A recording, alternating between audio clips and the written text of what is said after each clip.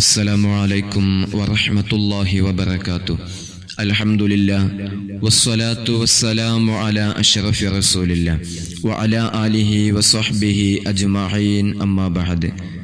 വീടില്ലാതെ വിഷമിക്കുന്ന ഒരുപാട് ആളുകളുണ്ട്. ഖൈറായ വീടിന് വേണ്ടി ആഗ്രഹിക്കുന്നവർ, സ്വപ്നതുല്യമായ ഭവനം ലഭിക്കണമെന്ന് ആഗ്രഹിക്കുന്നവർ എല്ലാ ദിവസവും സുബ്ഹ് നമസ്കാരത്തിൻ്റെ ശേഷം പരിശുദ്ധമായ അസ്മാഉൽ ഹുസ്നയിലെ ഈ 4 ദിക്റുകൾ ഈ പറയുന്ന രൂപത്തിൽ ചൊല്ലി അള്ളാഹുവിനോട് ദുആ ചെയ്ത് കഴിഞ്ഞാൽ വീടെന്ന സ്വപ്നം അള്ളാഹു നമുക്ക് പൂവണിയിച്ചു തരും. വീടുണ്ടാക്കിയിട്ട് അതിൽ സന്തോഷമില്ലാതെ സമാധാനമില്ലാതെ ജീവിക്കുന്ന ഒരുപാട് ആളുകളുണ്ട്. അല്ലാഹു സുബ്ഹാനഹു വ തആല ഖൈറായ ഭവനം നമുക്കെല്ലാവർക്കും നൽകുമാറാകട്ടെ. കൊല്ലങ്ങളോളമായി വാടകയ്ക്ക് താമസിക്കുന്നവരുണ്ട്. പലരും നേരിടുന്ന നമ്മളറിയാത്ത വിഷമങ്ങളുണ്ട്.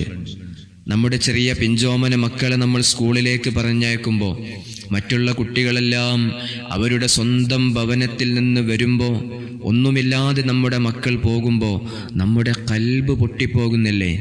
ഇങ്ങനത്തെ ഈ വിഷമങ്ങളും പ്രയാസങ്ങളും നമ്മൾ പല സമയങ്ങളിലും നേരിടാറുണ്ട്. അല്ലാഹു സുബ്ഹാനഹു വ തആല സന്തോഷമുള്ള, സമാധാനമുള്ള, റാഹത്തുള്ള കുടുംബജീവിതം നൽകുമാറാകട്ടെ. വീടില്ലാതെ പ്രയാസപ്പെടുന്ന ആളുകൾ ഖൈറായ വീട് ലഭിക്കാൻ, വീട്ടിൽ നല്ല റാഹത്ത് ലഭിക്കാൻ, നല്ല സമാധാനം ലഭിക്കാൻ, നല്ല സന്തോഷം ലഭിക്കാൻ ചെയ്യേണ്ട ചൊല്ലേണ്ട 4 ഇസ്മുകളാണ് ഇൻഷാ അല്ലാഹ്. ആദ്യമായി സുബ്ഹ് നിസ്കരിച്ച് നമ്മൾ ദുആ ചെയ്യുന്ന സമയത്ത് ആ ദുആയുടെ തൊട്ടു മുമ്പായി യാ ജാമിഉ യാ അല്ലാഹ്, യാ ജാമിഉ യാ അല്ലാഹ് എന്നിങ്ങനെ 114 തവണ ചൊല്ലുക. എല്ലാവരും എഴുതി വെക്കണം. യാ ജാമിഉ യാ അല്ലാഹ്, യാ ജാമിഉ യാ അല്ലാഹ് എന്നിങ്ങനെ 114 തവണ ചൊല്ലുക. അതിൻ്റെ ശേഷം യാ ഫത്താഹു യാ അല്ലാഹ്, യാ ഫത്താഹു യാ അല്ലാഹ് ഈ ദിക്റിനെ 71 തവണ. യാ മാലിക്കൽ മുൽക്കി യാ അല്ലാഹ്, യാ മാലിക്കൽ മുൽക്കി യാ അല്ലാഹ് ഈ ദിക്ർ 212 തവണ.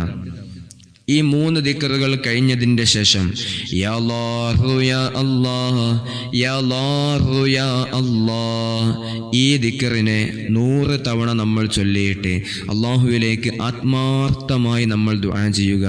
നമ്മുടെ സ്വപ്നം, നമ്മുടെ ഭവനം അത് അള്ളാഹു നമുക്ക് പൂവണിയിച്ചു തരും ഇൻഷാ അല്ലാഹ്. അസ്സലാമു അലൈക്കും വറഹ്മത്തുള്ളാഹി വബറകാതുഹു.